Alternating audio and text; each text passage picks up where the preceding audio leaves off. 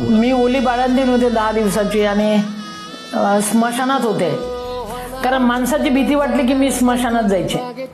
आणि कोणीतरी टाकलेलं पीठ, प्रेत गेलं होतं, टाकलेलं पीठ मी त्याची छोटीशी भाकरी करून जळणाऱ्या प्रेतावर भाजली, तोडून तोडून खाल्ली. आणि त्या दिवशी मला प्रचंड भीती वाटत होती. तो प्रसंग मला आता पुन्हा पुन्हा आठवायला लागला बेटा.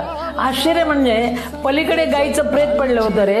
गिधाड्या प्रेताचे लचके तोडत होते. माझं नशीब माझ्या काळजाचे लचके तोडत होते बेटा. त्या दिवशी मी जोरजोराने रडत होते रे. मला कोणी नाही, माझ्याजवळ काय पण नाही. जे माझ्यामध्ये भरलं गेलं ना, जे काही चांगलं भरलं की अरे उठ आणि चालायला लाग, ते स्मशानात भरलं गेलं बेटा.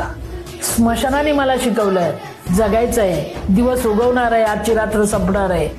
आणि कफन को जेब नहीं होती और मौत कभी रिश्वत नहीं लेती. मरण तर कधी आहे, जरा वाघासारखं डरकाळी मारून मरू ना. हे स्मशानात मला